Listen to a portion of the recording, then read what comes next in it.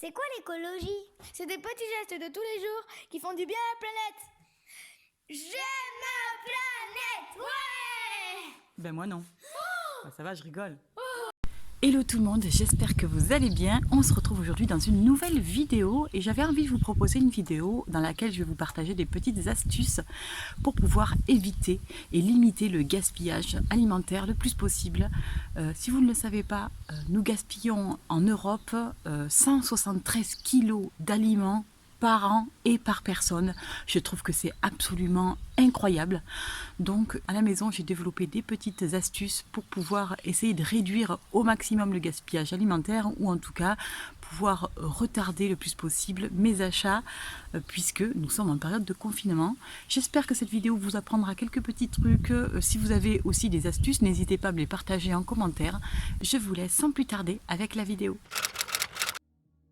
Je voulais vous partager ma petite astuce. Si comme moi vous avez la fâcheuse tendance à acheter vos têtes d'ail par 3 et qu'au final la moitié finit par germer ou sécher faute d'utilisation dans les temps, moi je suis malheureusement une adepte du truc. Du coup depuis quelques mois j'ai adopté une nouvelle habitude qui me permet d'éviter ce gaspillage. Et donc je commence par prendre mes têtes d'ail qui sont restées sur le carreau et j'enlève la peau pour ne conserver que les gousses. Ensuite je les fends en deux et je retire le germe. Alors c'est un petit peu long mais vous allez voir, ça permet vraiment d'éviter ce gaspillage alimentaire alors qu'il y en a certains qui n'ont rien à manger, donc moi ça me fait un petit peu le cœur, ça me rend triste. Du coup c'est ma petite astuce. Alors une fois que tout ça est terminé, je prends mon presse-ail et je presse les têtes d'ail dans une assiette. Voilà, c'est tout simple.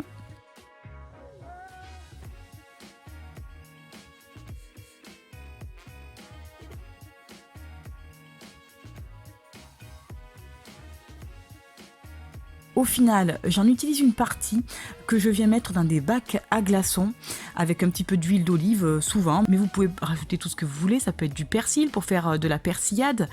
Voilà, donc je mets tout ça dans des petits bacs à glaçons. Je tasse pour faire des petits cubes qui soient un petit peu harmonieux. Et ensuite, une fois que c'est terminé, je mets ça au congélateur.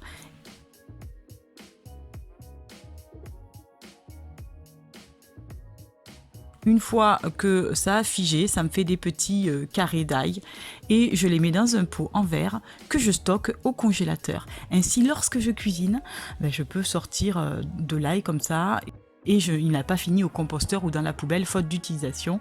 C'est hyper pratique.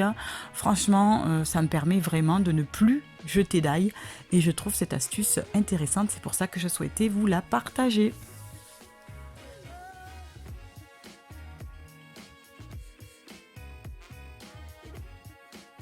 Pour l'autre partie de l'ail haché, je viens l'aplatir en fines couches dans une assiette et je la mets dehors. Alors moi j'ai mis une petite écumoire dessus pour pas que les insectes aillent dessus et je laisse sécher tranquillement au soleil et au vent. Vous pouvez faire ça chez vous, tout simplement dans la cuisine à l'air libre ou au four. C'est aussi une technique que j'utilise.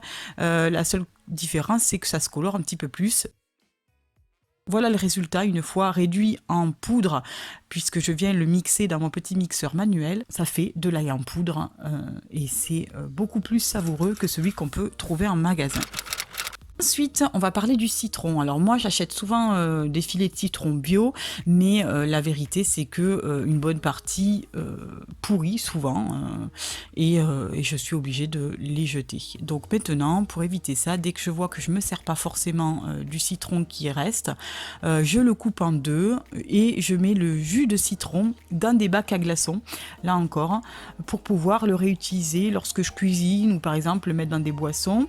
Donc je retire chaque petit pépin de chaque glaçon et ensuite une fois que cette étape est terminée, je le mets au congélateur pour que ça fige une fois de plus, exactement le même principe que précédemment. Ensuite, je garde une petite boîte hermétique dans laquelle je viens mettre mes glaçons de jus de citron que je viendrai utiliser par la suite. Voilà, c'est vraiment une super astuce. qui permet d'éviter de gaspiller le citron. On peut en faire de tout, on peut le mettre dans des boissons laitées, c'est hyper rafraîchissant. Voilà, donc ça c'est la première astuce.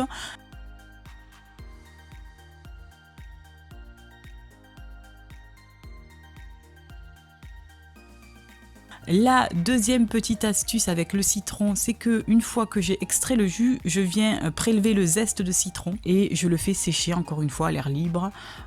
Et ensuite, je le mets dans une petite boîte. Et ça me permet de le réutiliser lorsque je fais des madeleines au citron, voilà, donc je le réutilise, ça me fait des zestes de citron râpés déjà tout prêts. Et pour le reste du citron, je le mets tout simplement dans mon lave-vaisselle pour neutraliser les mauvaises odeurs. Évidemment, je le retire lorsque je mets le lave-vaisselle en route. Ensuite, quelque chose qui est assez coûteux en magasin, c'est le sucre vanillé. Moi, depuis plusieurs années, je le fais moi-même. Donc, j'utilise du sucre complet que j'achète en vrac dans mon magasin bio. Donc là, vous le voyez, je mets à peu près 2 cuillères mesure de sucre complet dans un pot. Mais vous pouvez le faire avec du sucre blanc, n'importe quel sucre, ça fonctionne très bien.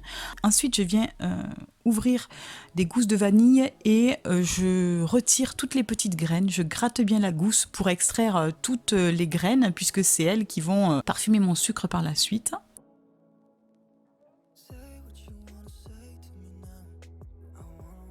Une fois que toutes les petites graines ont été décollées de la gousse, je viens rajouter le tout, donc les graines, les restes de gousse, tout dans ce pot.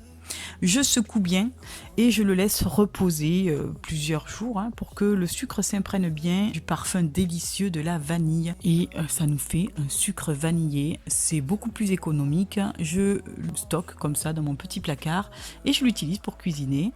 Voilà, c'est très simple et ça permet de réduire vos dépenses. Quatrième petite astuce, il m'arrive lorsque j'achète des biscottes qu'une bonne partie des biscottes soit cassée ou que les enfants en mangent qu'une partie par exemple et il me reste des petits morceaux de biscottes comme ça dont on ne sait jamais quoi faire. Mais c'est pareil aussi avec le pain rassis par exemple. Moi je prends mon petit mixeur manuel et je réduis en fait ces biscottes ou le pain en chapelure. Voilà, donc ça m'évite d'avoir à acheter de la chapelure toute prête, qui est d'ailleurs assez chère. Au final, ça ne m'a rien coûté. Je n'ai pas jeté ni gaspillé mon pain ou mes biscottes. Et puis, je peux le réutiliser lorsque je cuisine. Mais vous pouvez très bien les jeter dans votre jardin pour nourrir les petits oiseaux si le cœur vous en dit. Moi, c'est ce que ma maman faisait. Il y a donc plusieurs techniques pour éviter de gaspiller le pain ou les biscottes.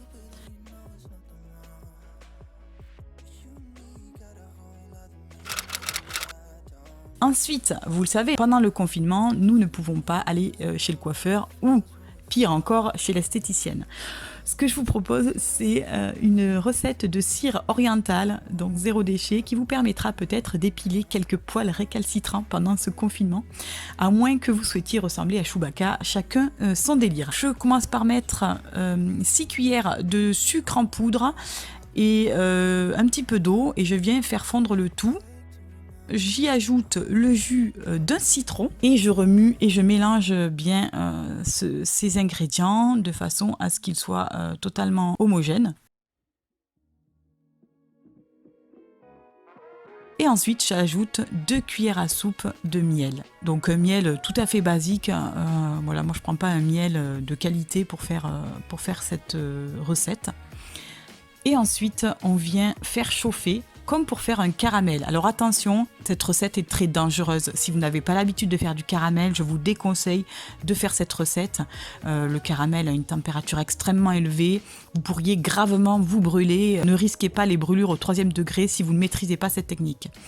Donc une fois que le caramel se colore, on arrête le feu. Et on laisse refroidir la cire dans un petit bol qui résiste à la chaleur. Ici, vous le voyez, j'ai pris un petit bol en verre et je verse la cire orientale qui est encore très chaude. À cette étape-là, il est bien évidemment hors de question de vous l'appliquer sur la jambe ou sur la partie du corps que vous souhaitez épiler.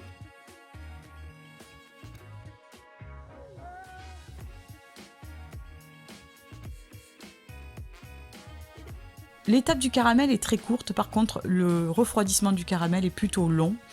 Donc régulièrement, je remue pour le faire refroidir plus vite. Et ensuite, on obtient une pâte un petit peu collante comme ça. Je vous invite à l'étirer et à la replier en forme de S comme ça plusieurs fois pour qu'elle soit bien souple.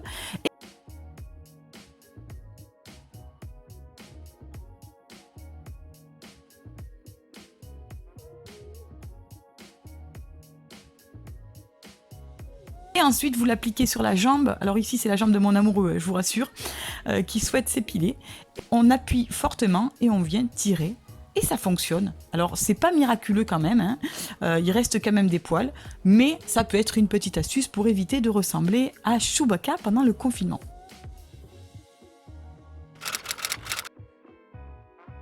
Une autre petite astuce que je vous propose, c'est de réaliser votre lessive maison qui est beaucoup plus économique et ça vous évite de vous déconfiner pour avoir à l'acheter en grande surface. Donc pour ce faire, il vous faudra 150 g de savon de Marseille, 150 g de cristaux de soude et 6 cuillères à soupe de bicarbonate. Je commence par peser tous mes ingrédients à l'avance, comme ça j'ai plus qu'à les assembler, c'est comme ça que je fonctionne. Et je mets à chauffer donc 2 litres d'eau dans lesquels je verse les copeaux jusqu'à ce qu'ils soient dissous par la chaleur de l'eau. Donc moi ce que je fais, c'est que je fais bouillir de l'eau. Une fois qu'elle est bouillante, j'arrête le feu et j'y ajoute les copeaux, je laisse fondre tranquillement. Pendant ce temps-là, je vais rajouter les 150 g de cristaux de soude dans un petit peu d'eau et essayer de le dissoudre le plus possible pour que tous les cristaux se soient bien fondus. Et une fois que le mélange arrive à température ambiante, a bien refroidi et je peux y tremper mon doigt, je verse les cristaux de soude fondus dans l'eau savonneuse et je remue. Et là, c'est assez impressionnant la réaction chimique qui s'opère. Le mélange qui était un petit peu trouble, d'un coup, va devenir totalement translucide. C'est assez impressionnant. Et il va un petit peu devenir sirupeux, avec une texture vraiment très agréable de sirop. Donc ça, c'est la deuxième étape. Et pour terminer, je viens rajouter le bicarbonate de soude qui, lui, va avoir pour propriété d'être anti-calcaire et adoucissant.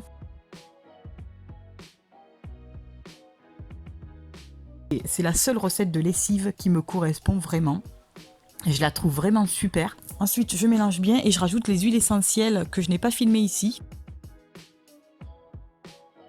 Une fois que la lessive a refroidi, ça fait des petits grumeaux. Et là, je viens mixer avec mon mixeur cette préparation. Si vous souhaitez qu'elle soit un peu plus épaisse, vous pouvez très bien ajouter de la gomme de xanthane. C'est pas mal aussi. Et pour terminer, je transvase la lessive dans des bouteilles en verre. Donc je fonctionne comme ça, moi j'en ai fait 4 litres, comme ça j'en ai un petit peu d'avance. Et voilà le résultat final. C'est une lessive que j'aime beaucoup, elle est efficace. En adoucissant, j'utilise du vinaigre dans lequel j'ai fait tremper des agrumes. Et pour détachant, j'ai un savon détachant.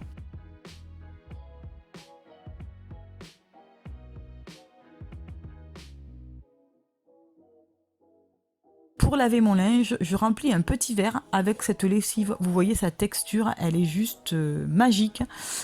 C'est vraiment une super lessive.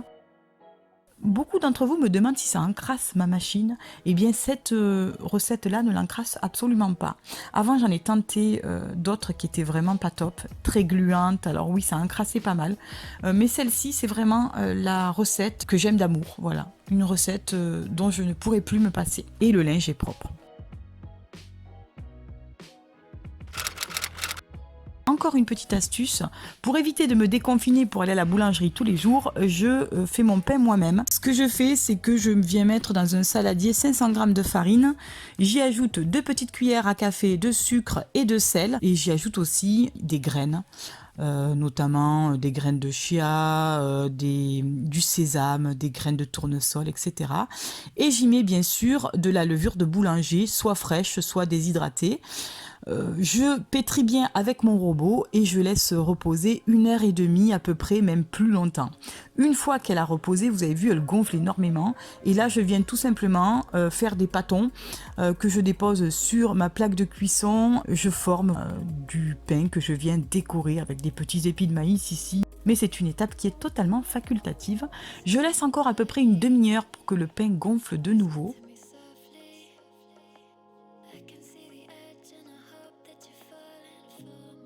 Donc voilà, au bout d'une demi-heure, ça a un petit peu plus gonflé. Je fais préchauffer mon four à 240. J'y ai mis à l'intérieur un lèche-frite avec de l'eau, ce qui va permettre avec la vapeur d'eau de faire caraméliser la pâte de mon pain et qu'elle ait cette couleur bien dorée. Et je le fais cuire à peu près 25 minutes, une demi-heure au four. Une fois que le pain est cuit, il est absolument délicieux. La croûte est absolument croustillante. L'intérieur est moelleux. Écoutez ce croustillant. Petit bonheur de la journée. Je vous assure, j'adore faire le pain moi-même. Je trouve que c'est très plaisant et valorisant. Ce pain est juste ultra croustillant. Ensuite, dernière petite astuce, horreur, j'ai voulu faire une petite soupe avec un cube aromatique et là, je suis tombée en panne de cubes aromatiques. Donc pour les remplacer et ne pas avoir à acheter des petits cubes tout prêts, j'ai une petite astuce qui peut être plutôt simple à réaliser. Alors je sais que certains font leurs cubes avec leurs épluchures de légumes, etc. Moi, je n'ai pas encore tenté. Voilà ma petite astuce à moi. Je prends un petit moule à gâteau, je le remplis avec des petites cuillères d'épices de mon choix. Là j'ai mis par exemple du cumin, du gingembre, du curry, de l'ail des ours, de l'ail et j'ajoute un petit peu de sauce soja. Et enfin j'y ajoute également un petit peu d'eau. Et je remue avec une petite cuillère pour bien mélanger tous ces arômes. De façon à ce que les cubes puissent diffuser toutes ces saveurs lorsque je les réutiliserai. Et ensuite je les mets au congélateur et j'obtiens des cubes tout prêts que je conserve là encore dans un petit bocal en verre au congélateur. Et lorsque je cuisine, je n'ai plus qu'à sortir mon petit cube et c'est super. Je trouve que c'est très rapide. Les cubes contiennent du glutamate monosodique. C'est un exhausteur de goût qui est très mauvais pour la santé. Donc je préfère autant éviter de l'utiliser. Voilà pour mes petites astuces, j'espère qu'elles vous auront plu. Je vous fais un gros bisou, prenez soin de vous, restez chez vous et je vous souhaite plein de belles choses. Passez une très belle fin de journée, à bientôt.